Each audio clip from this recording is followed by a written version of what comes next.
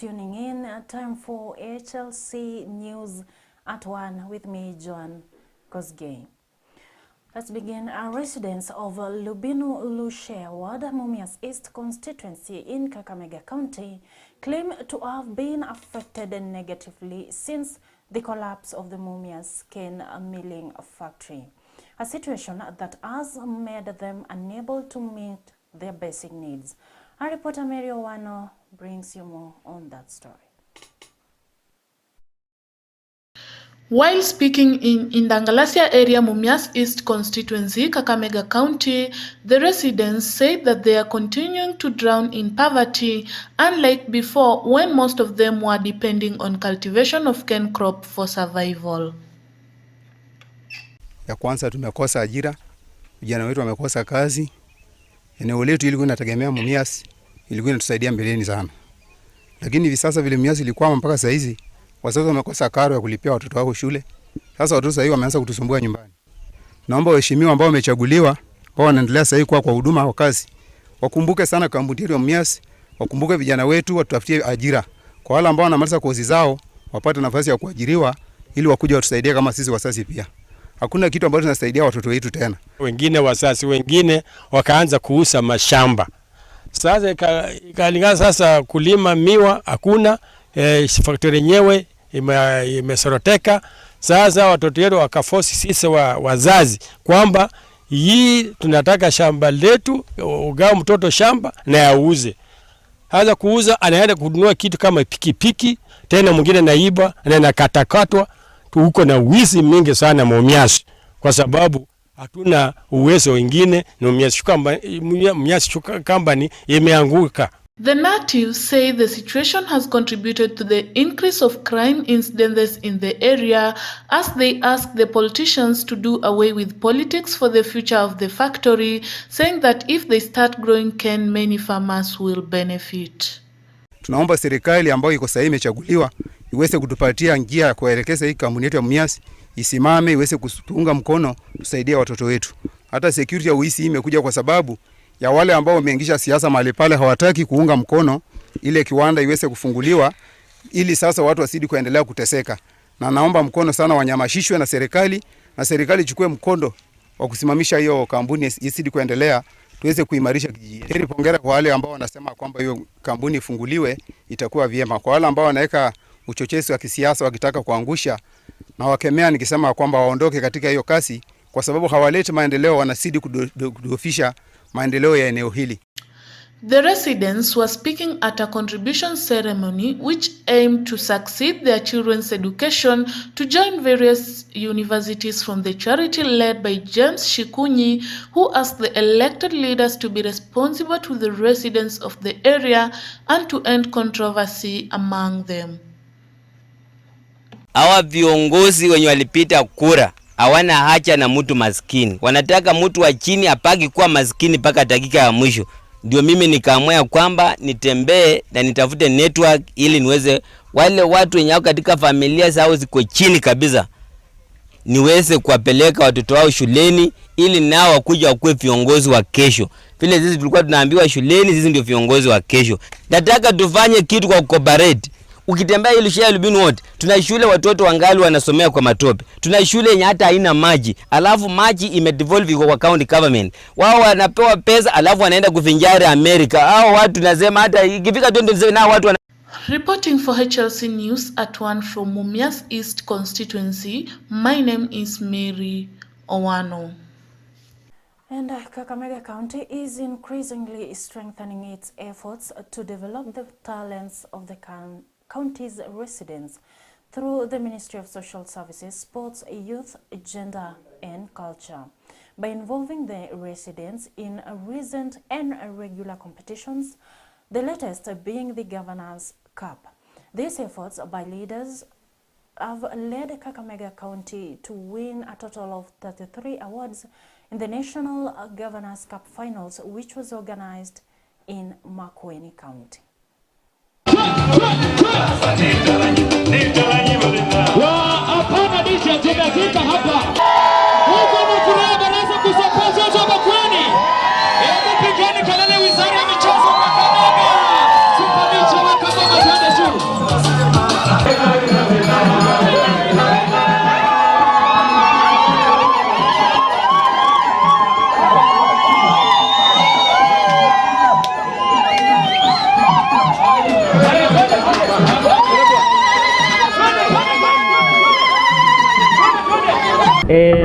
Madam Lea Hasandi, colleagues wenzangu wako hapa na wageni waheshimiwa siku ya leo, participants, hamjamboni? Hatujambo. Mmefurahi? Mpo? Asante sana. Waziri wetu mpendwa, ulitutuma kule Makueni, na hakika mimi kama director wa Culture and Social Services nataka kuchukua nafasi hii kukushukuru sana na kushukuru His Excellency kwa kuweza kutupa support pamoja na chief officer wetu. Tukaenda kule Makueni, tumekaa salama, tumekuwa na ushindi mwema na tumerudi nyumbani salama. Shukrani ni kwa Mungu tu. When I stood up in the hall where music festival was going on, I said one word. Kwamba ninajua kama Kakamega County we are going to take the lion's share. And today I'm happy to say that we have lived to that word. Situjipigie makofi. I want to say this is a ministry yenye tunasema kwamba tunataka tuendelee mbele, na chini yake waziri wetu Moffat Mandela. Waziri, na kushukuru sana. It is because of your support, the support of His Excellency Fernandez Barasa, that we are this far, and may God bless all of us. Hatujambo. Kwanza nataka nichukue fursa hii ya kipekee niwashukuru pakubwa kwanza kwa participants kwa kujitolea kuenda kuwakilisha Kakamega kule wote Makueni. Safari hii imekuwa safari mrefu, mumekaa huko wiki mzima mkipambana na mashindano ambayo imekuwa kule, na nataka kufurahia kwamba tumepata ushindi kama kaunti ya Kakamega. Kwa hivyo kwanza, kwa niaba yangu na kwa niaba ya Mheshimiwa Governor FCPA Fernandez Barasa, nataka kuchukua fursa hii kuwapa heko kubwa sana. Pili, nataka nishukuru kwa njia ya kipekee wale ambao wanafanya kazi kwa wizara yangu wakiongozwa na Chief Lea na Director Otipa kwa kufanya maandalizi mazuri. Manake kama hatungekuwa na maandalizi mazuri, hata nyinyi amungepata nafasi ya kwenda kule. Tatu, nataka niwashukuru participants kwa nidhamu nzuri. Wakati mwingine tunaenda katika mashindano, lakini tusipokuwa na nidhamu nzuri pia hatuwezi kushindana na tukaleta matokeo ambayo mmetuletea leo. Kwa hivyo niwashukuru sana, mmekuwa na nidhamu nzuri na mmejitolea sana. Nimekuwa nikifuatilia group moja kama Weremba, walikuwa na 61 items. Hiyo inaonyesha mlijitolea kuenda kuonyesha ushuhuri wetu kama county, na mlifanya kila mwezalo kuweka Kakamega mbele. Mwaka huu tumefanya mashindano haya kwa njia ya kipekee zaidi. Tulisema tutaanzia mashindano haya mashinani, na kando na kuanzia mashinani tutaweka pesa pia vile vile kuanzia mashinani. Tulianzia kule kwa sub county, tukashindana kule, wale ambao walishinda tukakuwa na gala nzuri zaidi kule Mumias Cultural Center, na baada ya hapo tukatuma wale ambao walishinda kule Makueni. Hatukutuma wote, tulikuwa na bajeti ndogo, kwa hivyo tulikuwa na participants 150 pekee. La kushangaza ni kwamba mwaka huu tumekuwa na participants nusu ya wale ambao walienda mwaka uliopita, lakini mwaka huu tumeshinda 33 items as compared to last year ambaye tulishinda 23 items na participants 300, na mwaka huu tumetuma 150. Kwa hivyo nafikiri wale ambao tumetuma mwaka huu wamefanya kazi bora, wametusaidia sana kama county, wamejitolea kuletea Kakamega vikombe hivi vyote ambavyo tumevishika hapa. Hii ndio ndoto na maoni ya Mheshimiwa Governor Fernandez Barasa, kwamba tukuze talanta za vijana wetu, tukuze talanta za mama zetu, tukuze talanta na tutoe nafasi ya wale ambao wana talanta kujikuza katika mambo ya talanta. Kwa hivyo nafikiri mwaka huu umekuwa mwanzo tu, na tunapoendelea mbele tutaendelea kutengeneza tamasha hii iwe bora zaidi, na nafikiri pia ni vizuri tujue kwamba Kakamega imeshinda kombe hili.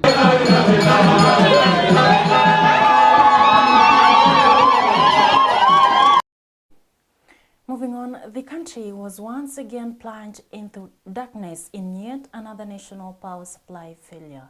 this being the third countrywide blackout in a period of only 3 months. The power outage paralyzed services across the country, including Jomo Kenyatta International Airport, where essential services were disrupted after the generator failed to pick up yet again. In a statement, Kenya Power attributes the blackout to system disturbance, which they claim is being addressed by technicians. Transport CS Kipchumba Murkomen now wants investigations done to ascertain whether the blackout was intentional.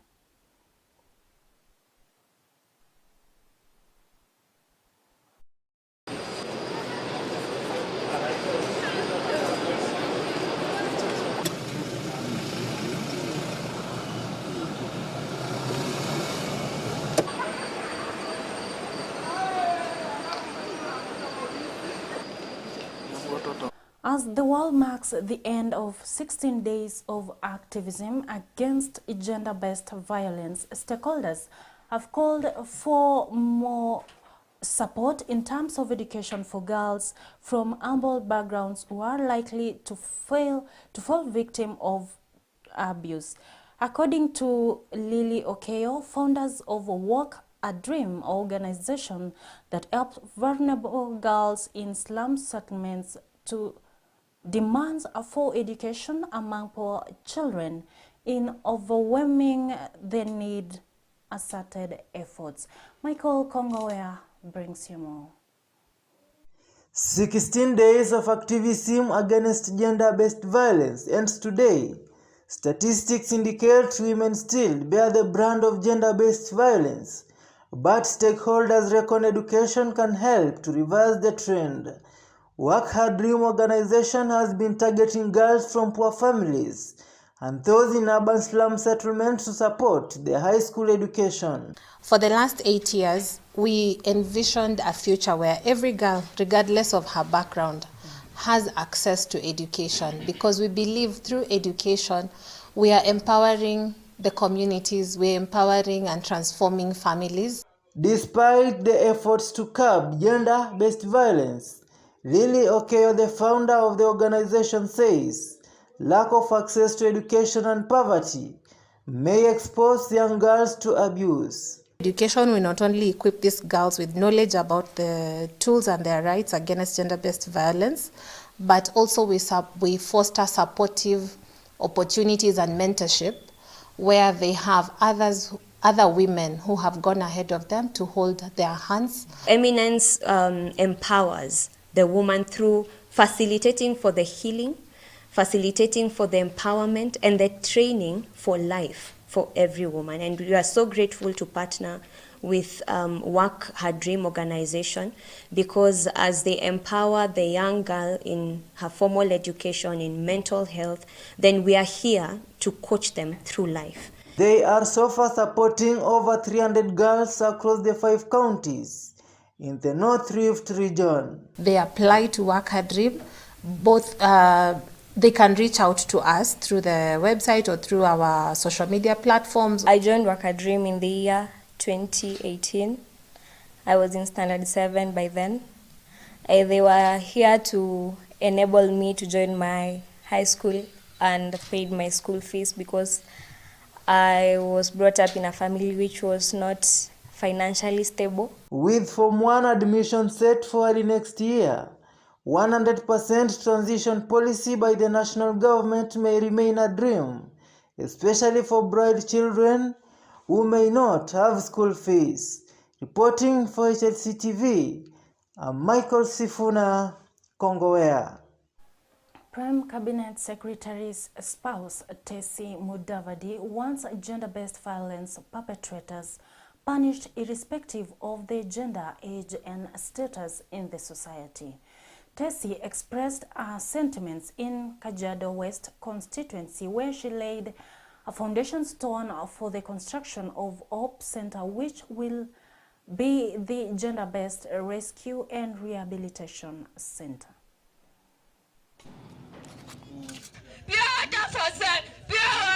sana sana wanaongea wanasema gender based violence, domestic violence, lakini mimi kama mama nasema a crime is a crime. Tukiita a crime, the perpetrators will face the full arm of the law. Lakini tukisema hii ni gender, hii ni domestic, hii ni this, how then shall these people face the full arm of the law? And they have committed a crime. They have instigated terrorism upon their fellow being. So what are tweeted to a crime and a crime? Thank you. And even as the control of budget paints a black picture of the country's economy, President William Ruto and his Deputy Rigathi Gachagua are reading from a different script. The President and his Deputy are claiming that the country's economy was on a growth trajectory, contrary to confessions by their own Treasury Secretary, Professor Njuguna Ndung'u, who just days ago declared that the government is broke. Na vile Mungu amepanga, kwa sababu unajua Mungu anasema hata kupatia mzigo na akose kukupatia uwezo wa kubeba hiyo mzigo. Sasa hii uchumi tulikuta ICU, tumerekebisha ikaenda HDU, tumengangana sasa iko kwa ward. Ikifika mwaka ujao ataenda nyumbani. Mungu amenifanya nikawa na bahati ya kuwa kiongozi wa Kenya mambo yakiwa magumu, kwa sababu anaelewa atanipatia neema ya kuwezana na ugumu ama uzito wa uongozi wa taifa letu wakati huu. So we are going to make it as a people of Kenya. Tulikuta huu mgonjwa anaitwa economy ya Kenya akiwa ICU. Na nyinyi mnajua mmekuwa na wagonjwa. Hakuna mgonjwa anaweza toka ICU aende direct mpaka nyumbani. If we didn't have you as a Joseph of this country, we truly would not have the fortitude to bear that pain of discipline, even financial and fiscal discipline in our economy. Na mimi nataka niwahakikishie ile mambo ilikuwa msukosuko ilikuwa hapo ya uchumi, sasa uchumi yetu tumedhibiti. Our economy is now stable. Kwanza hawa wenye wanaenda nje ndio watatusaidia kuleta madola, ndio hii exchange rate waje kutusumbua. Ninyi mnanielewa? Sasa niwaulize, mtu akienda Israel apate mshahara ya 1,100, 1,150, iko makosa hapo?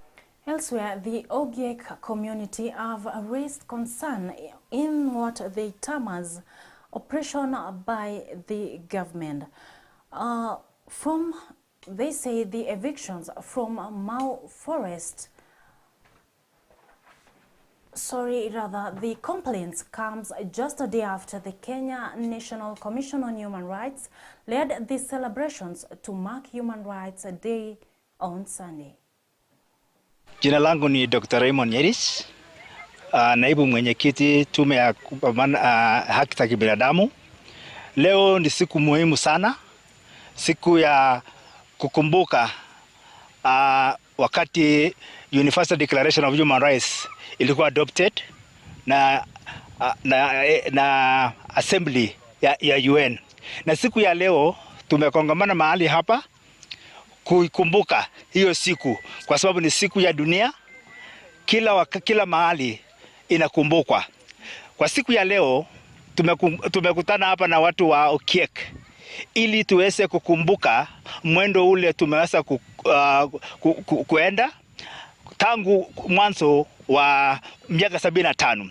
Kwa hivyo tunakumbuka miaka 75 tangu Universal Declaration of Human Rights iwe adopted, na ina umuhimu sana kwetu na jamii kwa ujumla, kwa sababu tunaangalia safari ile tumeweza kuenda na yale changamoto ambazo tumeweza kupata tukiendeleza hii agenda ya kuimarisha haki za kibinadamu katika nchi yetu. Muda kwa mahali wamekuwa kiishi, lakini sisi kama tumechukua hatua kuhakikisha kwamba tunatetea haki zao, kuhakikisha kwamba yale yaliyoamuliwa na kotini inatekelezwa. Kwa hivyo tumekuja kuungana na wao na kuweza kuitisha wito kwa serikali kwamba yaweze kutekeleza yale kotini iliamua na waweze kuhakikisha kwamba watu wa Okiek wanapata haki yao. Nakumbuka kwamba theme ya mwaka huu ni usawa na kutafuta haki. Kwa hivyo tumekuja ili tuweze kusimama na hii jamii ya Okiek, na tunaita wito kwa serikali kwamba waweze kufanya yale wanafaa kufanya. Ni ukweli kwamba wameweza kutolewa kwa nguvu, lakini sisi kama tume tulienda kotini na tukapata orders. Tulienda kotini hapa Nakuru na orders tulipata ile inaitwa conservatory orders, na sasa tunaongoja ili uamuzi uweze kufanywa.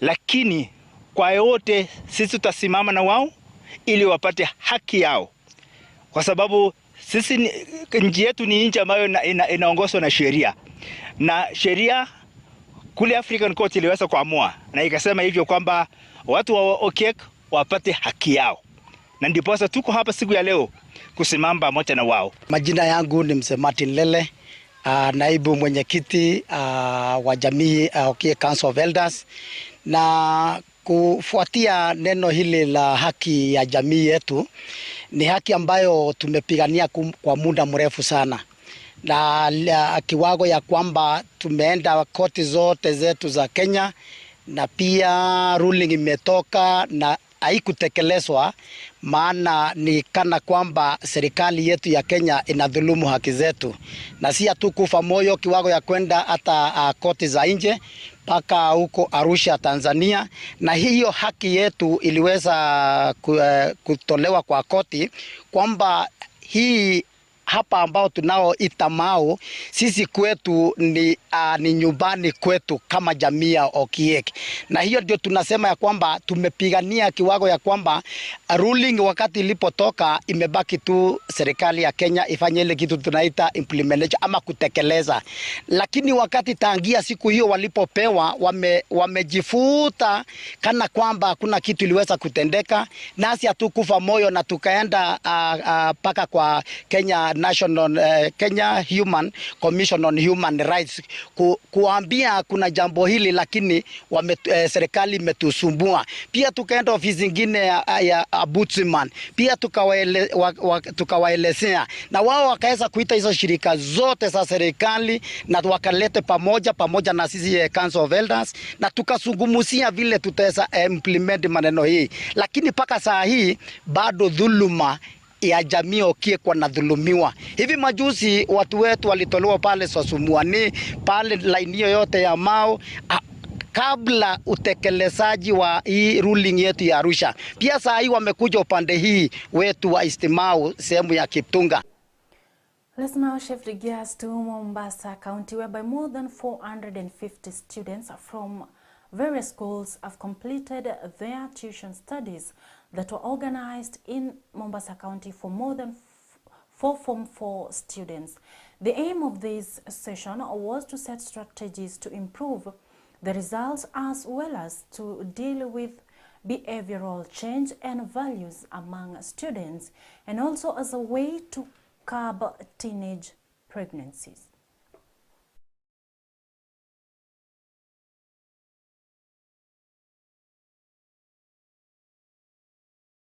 It helped me improve my grade from one grade to another.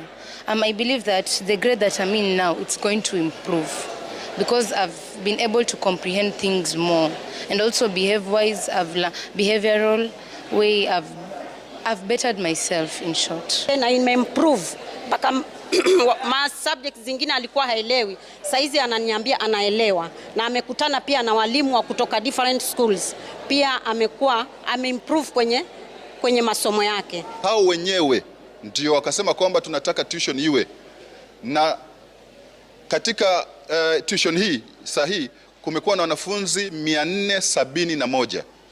Hata kwa darasa moja unapata kwamba ni wanafunzi 170, na kwa hivyo hata mwaka ujao tuta expand classes na tutaleta walimu zaidi. There's some concept that I did not embrace well in school. Maybe the teachers thought that this child has understood, but the teachers here have elaborated it more. than the way my teachers in school elaborated it. For this tuition, I've interacted more with the teachers.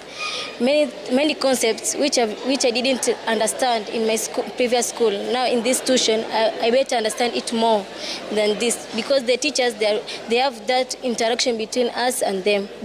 We students here, we formed discussion groups. Other students come from national levels, other sub-county, others extra county. We formed discussion groups.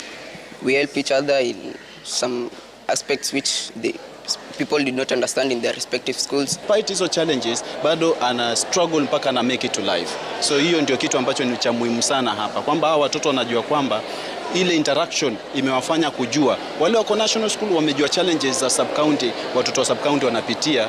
And then wale wa sub-county wanajua privileges ambao wale wa national wako nazo, na even challenges ambao mtoto wa national yuko nayo. Ninawasaidia katika hali ya kusababisha kuendeleza elimu yao, na pia inawasaidia kuwaepusha na kujihusisha na mambo ambapo inaweza kuharibu maisha yao, kukaa katika vikao ambapo vinaweza kuwasababisha waingie katika kutumia madawa ama mihadarati, ama pia kujihusisha na tabia ya ujanani ya ngono. These things like drug abuse, I've not been able to engage myself in those kinds of things. Yeah, so kama imeniepusha na hizi mambo mabaya hizo zote. And the ICT Cabinet Secretary Eliud Owalo has reassured the people of Nyanza of Kenya Kwanza government's commitment to developing the Nyanza region. Owalo says that under the Kenya Kwanza's government bottom-up economic transformation agenda, they have an economic blueprint that targets especially the Nyanza region. I'm appealing to the people of Nyanza to work with the government. For the first time since independence, today we have got a government that is responsive to the economic challenges of Nyanza. In the Kenya Kwanza plan, we have got a blueprint, a Nyanza economic development blueprint that is aligned to the Kenya Kwanza plan. That blueprint will sort out issues to do with agriculture. For a start, the debts owed by the sugar companies have already been written off. The private sector investors will come in and pump money into those factories. We will have money to settle arrears owed to farmers, sort out employees' salary arrears, and also enable those companies operate at optimal capacity levels. We have got a feasible plan to exploit the blue economy. Within the blue economy, we are going to have fish landing sites in Nyanza. We will have one at Usenge, we will have another one at Michilum, we will have another one at Wandakutieno, Asembo Bay, Kindu Bay, Meho in Migori, so that we can have refrigeration facilities to enable our fishermen exploit. Well, that story brings us to the close of news at 1. My name is John Kosgei, and many thanks for staying with us. Many thanks also to all those who made this a success.